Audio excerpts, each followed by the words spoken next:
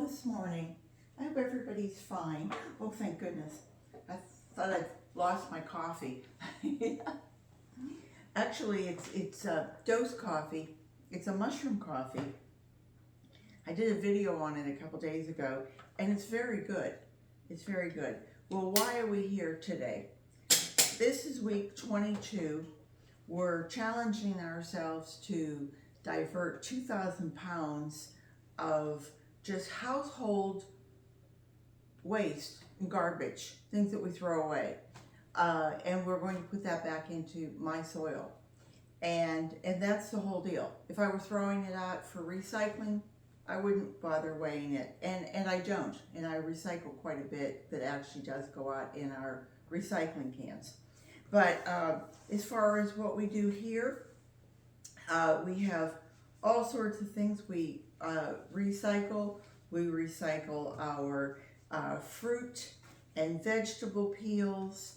Remember, if you are recycling these, it's all these tags now that you would have never had if you went to your local little store in the 50s or 60s. All these little numbers that need to be run through the register. Your onion peels, any of this can be recycled. If you have worms, they will take it in moderation. I recycled my coffee and tea bags. My coffee filters act as a great base for a pot and keep your soil from running through. I have eggshells over there to show you. Whether you rinse them out or not, it does not matter. It doesn't matter to me. And I don't believe it matters to the worms. I've heard people get very stringent on it. They have to be rinsed out because you might be giving salmonella, you might be passing it on. Boy, there's some slim chances here. Just let things dry out, powder them. I think you'll be just fine. My strawberries up there. I do dehydrate a lot of my fruit peels and make a powder out of it because I'm giving it to my worms, and sometimes I want to dry out those castings, and fruit powder really works quite well. These are avocado pits. If you're not going to have a little project with the kids this summer where you stick toothpicks in it and dangle it into the water so that the avocado will split. I can't quite see oh yeah, you can see you can't see it, but you can see there's a little seam right here, and that will split, and this is the seed. And it's called a pit, but it really is the seed of the avocado. Great fun for if you've got kids for the summer that you want to do some interesting little science projects that maybe they could take back to school with them in September. If you're not, I can't see it quite up there, but I take these and cut them in pieces, cut it in half, cut it in quarters, cut it in eighths, and I pour boiling water over it and let it sit. It makes a wonderful tea, an avocado tea. It tastes kind of like, I don't want to say cashew, but nutty, has a nutty flavor to it. And you add a little sweetener to it, maybe add a little bit of cashew milk or almond milk or whatever kind of milk you have, and it makes a very nice drink. It's also nutritious.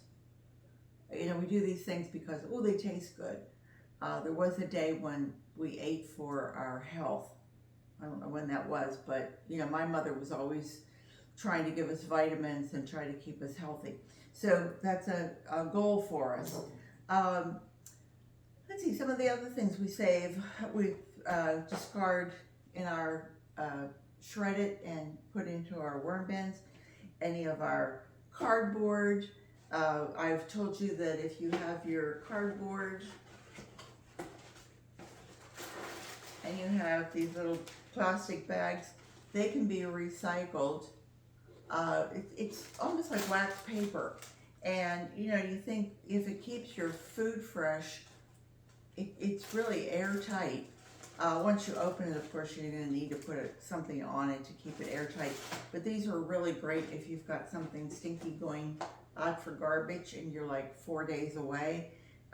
Put it in the little bag, stick it in your freezer, and that way you're not stinking up the neighborhood as many of my neighbors do. I walk early in the morning, and I have to say I occasionally will walk by someone's trash that's been put out, and I think, whoa, I can't imagine what your garage must have smelled like. But anyway, any of your stuff that stales, your worms will love it. If you don't have worms, make a compost. Learn how to compost. Even if you're composting just in like a big pot, things will break down. You want to keep it covered, maybe with a layer of leaves or cardboard or whatever, but if you have things that are breaking down that are organic, you'll want to do that. If you have things that are, I have oatmeal over there, if it gets stale, grind it up. Your worms will love it. If not, you can put a little bit in your soil and it will feed the bacteria in your soil. Another thing that I do is when we take our rice and we're cooking rice, we just rinse it through some water, and we take that liquid and you put it in the sprinkling can and feed it to your plants. It adds that vitamin B back into it. And what is that? Is that nitrogen, phosphorus, potassium? I think it's the potassium. I have to look that up, but I do believe it will help your plants to bloom. And if you have fruit trees or something like that, or nut trees, it helps in that end. Just remember, nitrogen is above, phosphorus is kind of like below, potassium is kind of the center of the tree. And also my peas and corn, things that come out of cans, that have liquid, save that liquid. It does have somewhat sugar, a small content of sugar in it, and that sugar will feed the bacteria in your soil. I don't know why, but I have an itchy nose this morning. Pardon me. I feel like there's a hair on me. Sorry. I did tell you about eggshells. Maybe I didn't, but my eggshells, I pulverize those, and then I sprinkle that on my worm bins on the surface or on top of as I'm putting banana peels, any of my fruit peels, any of my vegetable peels. I will usually cover it with something like coffee grounds first to kind of give it a cover. And then I'll cover it again with eggshells. And then, if I have things like the mulch, any shredded paper, cardboard, newspaper, any of that kind of stuff, I'll go ahead and put that down maybe as a base, like that could be the bedding, and then I will also put it on the top. So I guess you could say it's almost like lasagna where you're layering something like that. And for me, the idea is not only for the worms, but it's also a deterrent for any bugs coming through. If you're doing this in a compost pile, I think most people want to do that so that it's not rodent friendly. So anyway, that was, did I add anything else? Oh, if you have any flowers, any leaves, if you have outside, sometimes, if you've got flowers and stuff from outside, if you're bringing them in, you might have, a small snail or something along those lines. If you're queasy about that, if that bothers you, leave your flowers for your outside flowers and your outside things for the outside. I personally have a worm bin inside, and I've never really had a problem. Last year I got a little tiny flying bug that I had an issue with, and I kept putting diatomaceous earth on it, and I took it right out. There was no problem. Any of your grass clippings. Grass clippings are really, that's a big staple for me. and it's going to really help towards that 2,000 pounds, which I'm hoping I make. Vacuum cleaner, dust, your dryer lint, any of those things. I use my popsicle sticks and corks. Cork is an interesting commodity. When you think, oh, well, cork will break down. Well, cork comes from a cork tree, and they actually shave the bark off, and then that's a certain thickness. And they have cork trees in Greece that are close to 1,000 or just over 1,000 years old. We have them out in California. I think I did a little story on this once. I think it's in Anaheim at the Disney.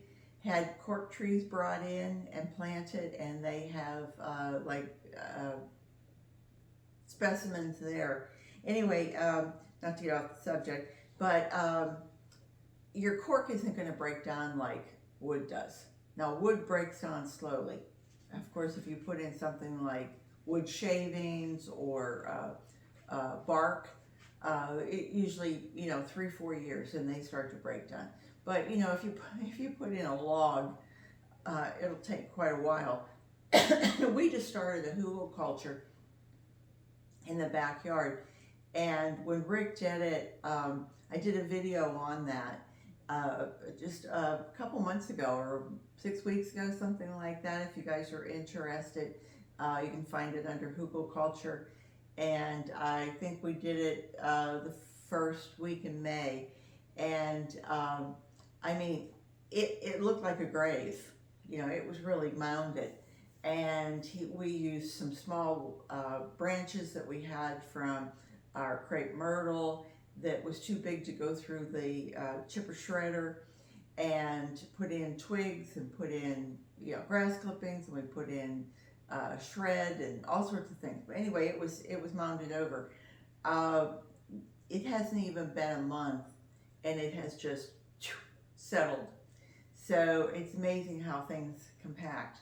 And I've planted some of my volunteer pentas on top of it, so that I don't disturb it, I don't step on it, and that can just go. Let's see what happens. I think that's it. I did say shrimp shells. I may have not, but I do use those things. But back to the cork. Cork isn't going to break down. I think if I chopped it and made it really fine, you might have the same cork effect that you would if you were raising orchids. That they use that cork bark. But it is great. It is a natural product, and it can be used again and again. So without further ado, we are now June 1st. We are finished with week 22. And, oops, don't forget my tally here. I was determined after last week. I did 28 pounds, and it's been a real drag. I'm supposed to be doing 40 pounds. So last week I said to myself, I'm going to get 100 pounds. If I have to go out and rip down somebody's tree, I'm going to get 100 pounds. So that was my mindset. But there was always that back door that said, if you don't get 100, go for what you can. So anyway, this week I got 85 pounds, 10 ounces. Not only did we cut our grass, we trimmed some shrubs. Brian, our neighbor who brings us his grass, he had gone away, and he thought his son had cut the grass like 3 or 4 days before that. So we had a little rain, 3 or 4 extra days. Instead of him, waiting, he cut it, and it was like 59 pounds, something like 52 pounds. And so we did 33 pounds ourselves. So that was really good. If I could get that, we would be great. So with that 85 pounds, it brought our total up to 703 pounds, 2.2 ounces.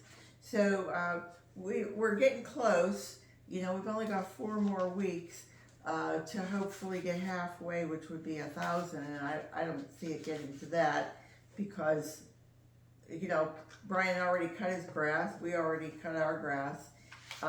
We're doing ours weekly. He's doing his kind of bi-weekly, and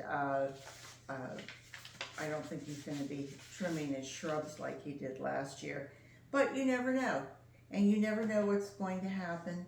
And I think that's a great attitude to have, is you never know what's going to happen. So be as prepared as you can when opportunity strikes and somebody says, hey, I have all this cardboard. Did you want it?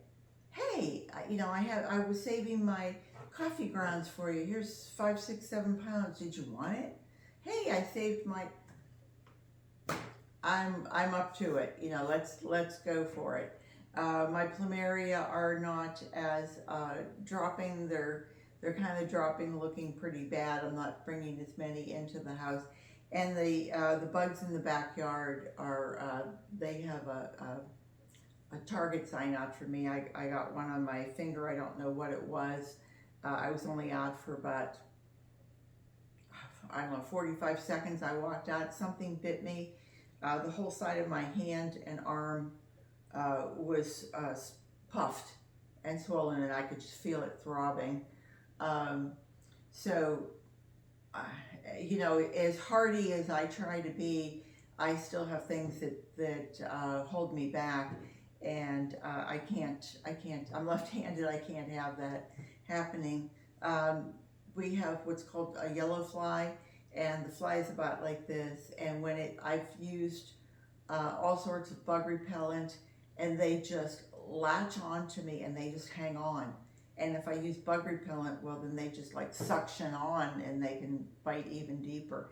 And so I've had legs swell up and all sorts of things. So I don't have an EpiPen. I have to just go in and baking soda, hot water baking soda, Caladryl lotion, all sorts of things. So anyway, that's not what you're here for. You're here to come along with me on this ride. And this year has been easier than the first year. The first year was kind of like, what can I save? This year has been a little bit more of an eye-opener. Rick has been much more on board with it. He's saving his paper towels. He blows his nose on, and I'm layering them in my compost to dry the compost out, and I go back and those paper towels have just like dissolved. So it's another thing that you can put back into your soil, even if you're just trench composting. Anyway, I've talked too long. It's June 2nd, and Father's Day is in a couple weeks. So my father and my father-in-law are both deceased. Rick and I don't have children, but I always do something nice for him for Father's Day, and he does something nice for me for Mother's Day. So that's our little thing. So you have 2 weeks now, kids, to get yourself together and honor your fathers, whoever they are, wherever they are. Garden what you've got, and I hope to see you back next week. Take care, everybody. Oh, wait, I don't want to forget my dose. It's wonderful. See you soon. Bye-bye.